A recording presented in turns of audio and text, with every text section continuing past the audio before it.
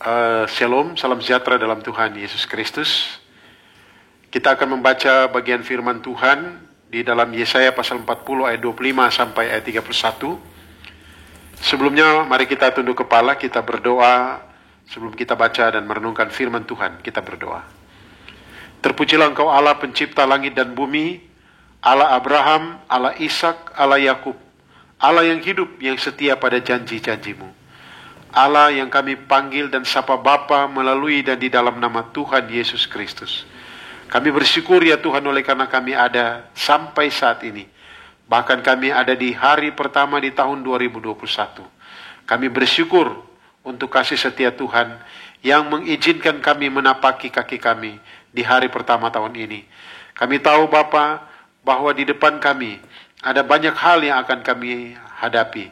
Ada banyak jalan, rupa-rupa persoalan atau pergumulan atau peristiwa yang akan kami alami. Kami butuh tuntunan firman-Mu.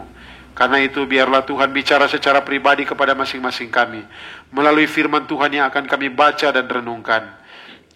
Engkau kiranya akan memberikan sikap hati yang benar bagi kami, supaya kami ketika belajar firman, kami belajar untuk melakukannya. Urapilah hamba-Mu, sembunyikan hamba di balik salib kemuliaan-Mu. Dalam nama Tuhan Yesus kami berdoa. Haleluya. Amin. Yesaya pasal 40. Yesaya 40 ayat 25 sampai ayat 31. Yesaya 40 ayat 25 sampai ayat 31.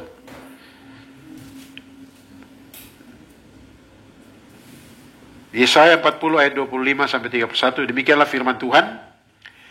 Dengan siapa hendak kamu samakan aku? Seakan-akan aku seperti dia, firman yang maha kudus. Ayat 26. Arahkanlah matamu ke langit dan lihatlah siapa yang menciptakan semua bintang itu dan menyuruh segenap tentara mereka keluar sambil memanggil nama mereka sekaliannya. Satu pun tiada yang tak hadir oleh sebab ia maha kuasa dan maha kuat. Ayat 27. Mengapa engkau berkata demikian, hai Yakub, dan berkata begini, hai Israel? Hidupku tersembunyi dari Tuhan, dan hakku tidak diperhatikan Allahku. Tidakkah kau tahu, dan tidakkah kau dengar, Tuhan ialah Allah kekal, yang menciptakan bumi dari ujung ke ujung. Ia tidak menjadi lelah dan tidak menjadi lesu, tidak terduga pengertiannya. Dia memberi kekuatan kepada yang lelah, dan menambah semangat kepada yang tiada berdaya. Orang-orang muda menjadi lelah dan lesu, dan teruna-teruna jatuh tersandung.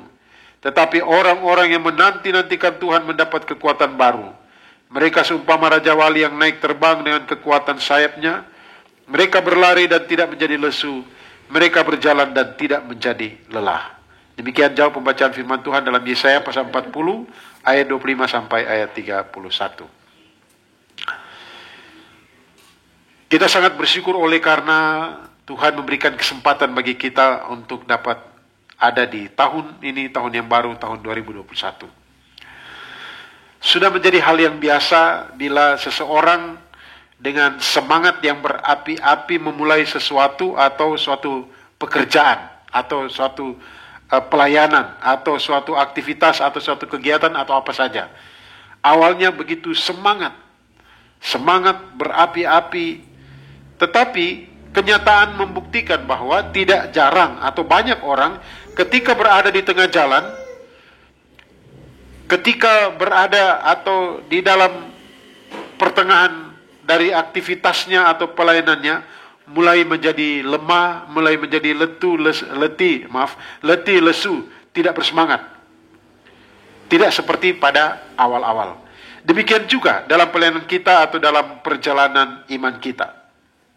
Diawali dengan semangat, diawali dengan antusias, tetapi di tengah jalan mulai lemah.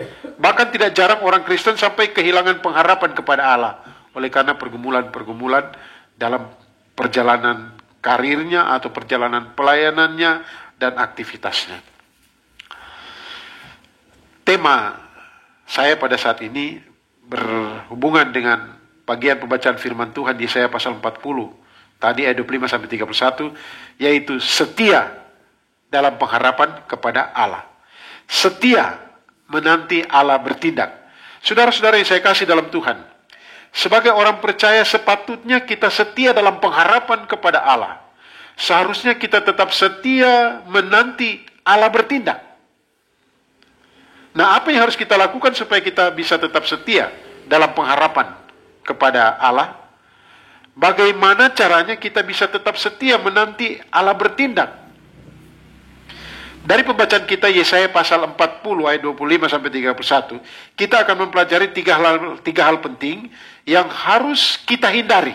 Jadi, tiga hal ini adalah sesuatu yang harus kita hindari, yang harus kita buang, yang harus kita singkirkan. Yang pertama, perhatikan ayat 25 dan ayat 26. Dalam perjalanan kehidupan kita dan pelayanan kita, hal pertama yang harus kita hindari adalah meragukan keberadaan Allah. Meragukan keberadaan Tuhan. Saudara-saudara yang saya kasih dalam Tuhan Yesus Kristus, secara teoritis, orang Israel diajar untuk percaya. Bahkan mereka dididik secara luar biasa dari 0 sampai 12 tahun. Kemudian pada akhir balik itu mereka juga dididik lagi terus dalam hukum Taurat.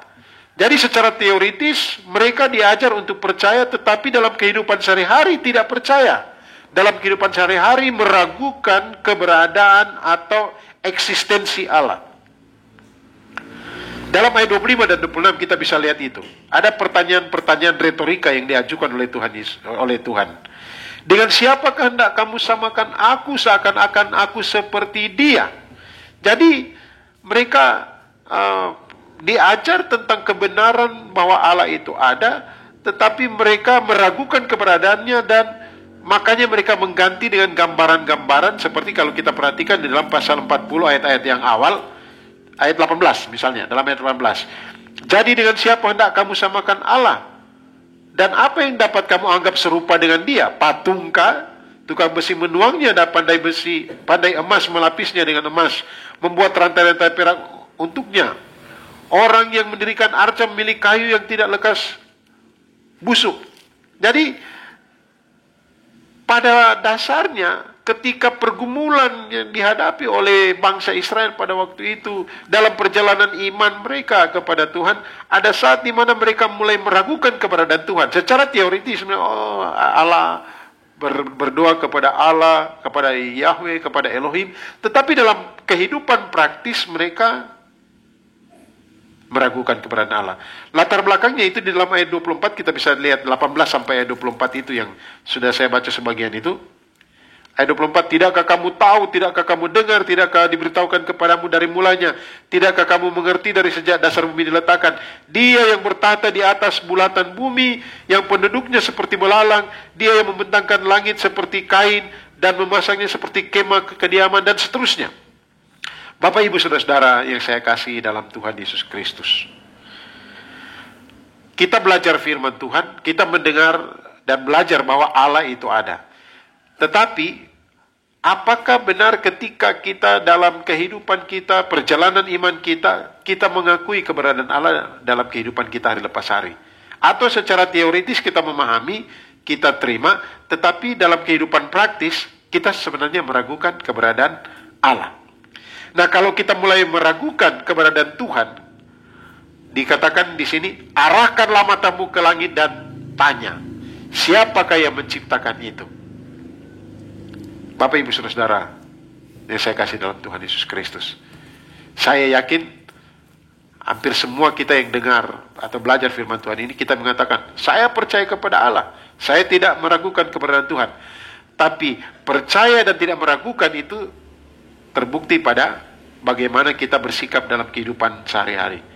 Apakah kita menyadari bahwa Allah itu ada atau tidak?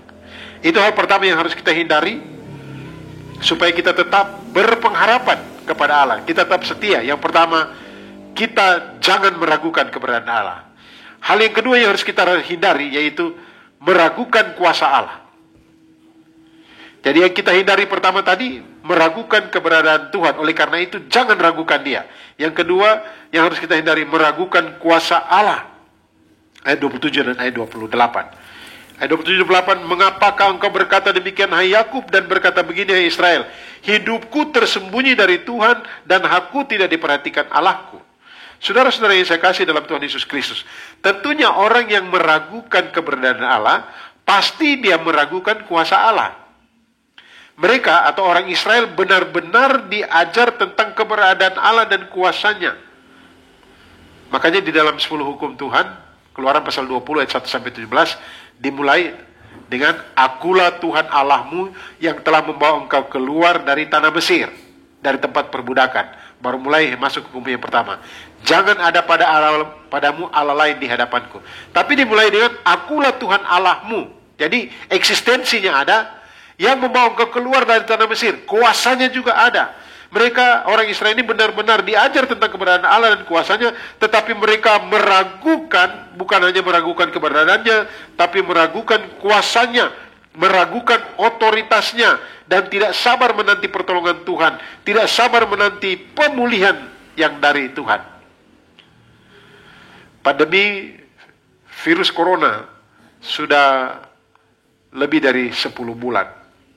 Di Indonesia kalau tidak salah, ya hampir 10 bulan. Hampir setahun lah begitu. Dan mungkin kita akan mengatakan, kalau Tuhan ada, kenapa seperti ini? Saudara-saudara yang saya kasih di dalam Tuhan Yesus Kristus, kalau kita mempelajari Alkitab secara menyeluruh, kita seharusnya awas-awas di saat seperti ini. Jikalau Tuhan mengizinkan pandemi ini, dan banyak orang yang sudah jadi korban, kita harus memahami bahwa ini hanya secuil kecil saja tanda-tanda akhir zaman kedatangan Tuhan. Karena pada masa itu, kalau benar-benar Yesus segera akan datang, sebelum kedatangannya ada peristiwa-peristiwa yang sangat menakutkan. Sakit, penyakit, bencana alam yang luar biasa. Nah, mestinya dengan peristiwa yang terjadi sekarang ini, di pandemi virus corona ini, menggelitik hati kita dan mengatakan Tuhan itu ada. Dan membuat kita harus bergantung kepadanya, dan kita bisa mengatakan bahwa Tuhan itu berkuasa. Tetapi jangan salah paham dan kita mengatakan Tuhan berkuasa, pasti saya tidak kena virus corona. Wah, bukan begitu. Saudara-saudara yang saya kasih dalam Tuhan Yesus Kristus. Artinya apa? Percaya pada keberadaan Allah dan percaya pada kuasanya, yaitu kita percaya pada otoritasnya, pada kuasanya. Dia berwibawa, dia berdaulat. Jikalau dia mengizinkan kita mengalami peristiwa-peristiwa sulit, atau bahkan mungkin terkonfirmasi, terinfeksi dengan virus corona, kita harus tetap percaya bahwa Tuhan pegang kendali. Dia pegang kendali dan dia bisa menolong kita. Dia adalah harapan kita. Oleh sebab itu dikatakan dalam Yeremia 17 ayatnya yang ke-7, diberkatilah orang yang mengandalkan Tuhan, yang menaruh harapannya kepada Tuhan. Kita harus sabar menantikan pertolongan atau pemulihan daripada Tuhan. Ketika kita sudah tidak sabar menantikan pertolongan dan pemulihan daripada Tuhan, maka pasti kita akan mulai ragukan, Tuhan ini ada atau tidak? Secara teori kita mengatakan ada, tapi dalam praktik pikiran kita, dia ada, kenapa begini? Nah, tentunya ketika kita mulai meragukan keberadaan Allah, kita pasti meragukan kuasanya. Keberadaannya saja diragukan, apalagi kuasanya. Tetapi kalau kita percaya pada keberadaannya, percaya pada kuasa yang dimaksud di sini otoritas, kewibawaan, bahwa Allah pegang kendali, maka apapun yang terjadi itu semua dalam kontrol Allah. Dan Tuhan sendiri berjanji dalam banyak bagian firman Tuhan, misalnya di dalam Ibrani pasalnya yang ke-13 ayat 5. Aku sekali-kali tidak akan meninggalkan engkau, dan aku sekali-kali tidak akan membiarkan engkau. Di dalam kitab Mazmur pasal 91 yang banyak kali dikotbahkan pada awal-awal pandemi virus corona, bahkan banyak disalah tafsirkan oleh banyak orang. Seolah-olah mengatakan bahwa orang percaya tidak mungkin kena virus corona. Wah, itu sangat berbahaya. Apapun yang terjadi dalam kehidupan kita, kita percaya dan tidak meragukan kuasa Allah, bahkan ketika Allah mengizinkan itu terjadi. Ingat peristiwa Ayub? Apakah Ayub hidup tidak bercela? Apakah dengan hidup tidak bercela Ayub tidak kena pergumulan? Bahkan dia mengalami pergumulan yang sangat berat. Tetapi kalau kita lihat di belakang layar, semua dalam kendali Tuhan, semua dalam otoritas Tuhan. Saudara-saudara yang saya kasih dalam Tuhan Yesus Kristus, kalau kita mulai meragukan kuasa dan otoritas Tuhan, pandanglah ciptaannya yang ada di sekeliling kita. Lihatlah alam yang maha luas, apakah semua itu jadi dengan sendirinya? Tidak. Kalau kita melihat latar belakangnya ayat 18 sampai ayat 24 tadi, Tuhan secara khusus coba kita perhatikan ayat yang kita baca tadi. Tidakkah kamu tahu, ayat 21, tidakkah kamu dengar, tidakkah diberitahukan kepadamu dari mulanya, tidakkah kamu mengerti dari sejak dasar bumi diletakkan?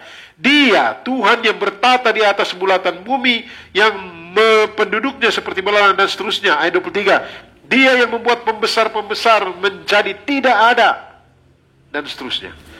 Ini menegaskan tentang otoritasnya. Dia mengendalikan, semua dalam kendali Allah. Jadi tahun 2021 hari ini kita akan jalani, memang di depan kita ada pandemi, ada yang sangat mengkhawatirkan dan menakutkan. Tetap kita percaya itu semua dalam kendali Tuhan. Semua dalam kendali Tuhan. Seandainya Tuhan mengizinkan kita mengalami itu, tetap tenang, bergantung kepadanya. Hati yang gembira adalah obat. Minta damai sejahtera Allah yang melampaui segala akal menghati pikiran kita. Seandainya kita tidak mengalami itu dan kita selalu lolos dengan berbagai aktivitas kegiatan kita, kita tidak bisa jemawa dan berkata, Tuhan sudah lindungi saya kemanapun saya pergi. Ya, Tuhan lindungi. Dan saya kebal tidak kena virus corona. Sesuatu yang sangat, ya kebenarannya setengah atau 3/4, tidak 100%. Yang dimaksud di sini adalah, coba ingat Mazmur 23 ayat 4.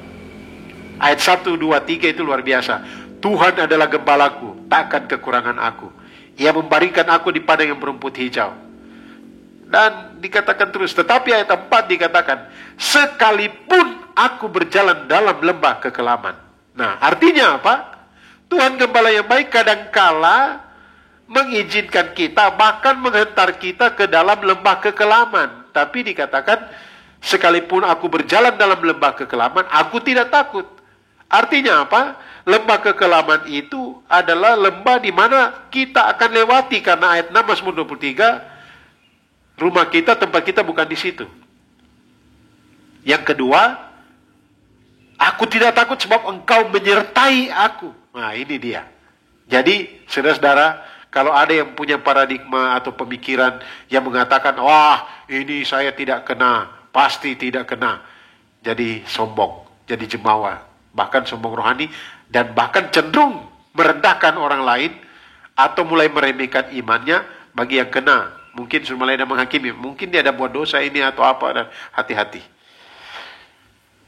Itu yang kedua. Jadi yang pertama, bagaimana supaya kita tetap setia dalam pengharapan kepada Tuhan, kepada Allah. Yang pertama, hindari meragukan keberadaan Tuhan, atau jangan kita meragukan keberadaan Tuhan. Yang kedua, meragukan kuasa Allah. Jangan kita ragukan kuasanya. Itu meragukan kuasa Allah itu, kalau mulai ragu, hindarkan itu. Yang ketiga, meragukan kebaikan Allah. Ayat 27 bagian C dikatakan seperti ini. Mulai dari ayat 27 secara lengkap saya baca ulang. Mengapakah engkau berkata demikian, hai Yakub, dan berkata begini, hai Israel, hidupku tersembunyi dari Tuhan dan hakku tidak diperhatikan Allahku. Ayat 29. Dia memberi kekuatan kepada yang lelah dan menambah semangat kepada yang tiada berdaya. Kita lihat di sini, saudara, ayat 27, Israel mengatakan hidupku tersembunyi, artinya Tuhan tidak peduli dengan aku, Tuhan tidak memperhatikan aku. Israel diajarkan untuk secara turun-temurun menceritakan kuasa dan kebaikan Allah kepada keturunannya, kepada keturunan mereka. Jadi Allah membuat banyak peristiwa-peristiwa yang luar biasa. Ketika mereka lolos dari Laut Teberau, mereka ada bangun mezbah-mezbah. Ketika lolos dalam menyeberang Sungai Yordan, ada bangun mezbah-mezbah untuk apa? Ada peringatan-peringatan supaya akan diceritakan kepada turun-temurun.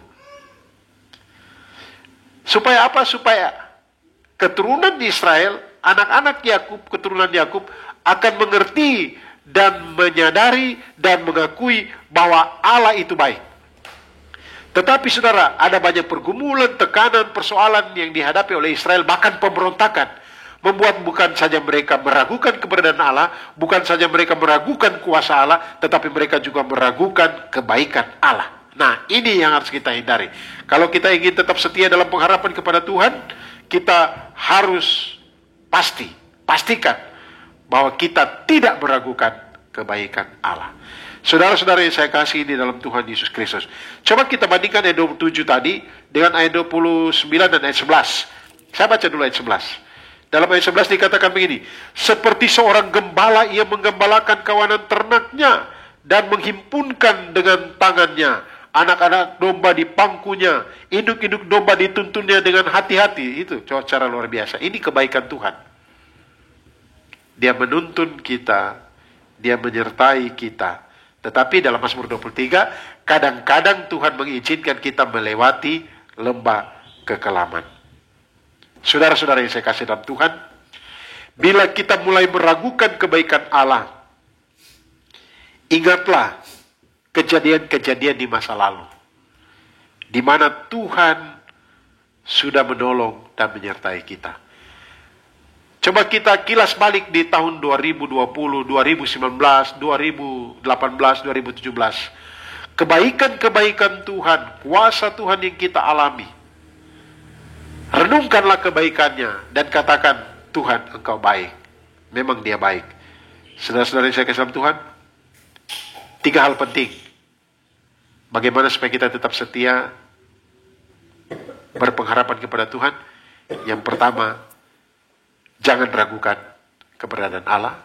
Kedua, jangan ragukan kuasanya, Dia yang pegang kendali, Dia yang berotoritas. Yang ketiga, jangan ragukan kebaikan Allah.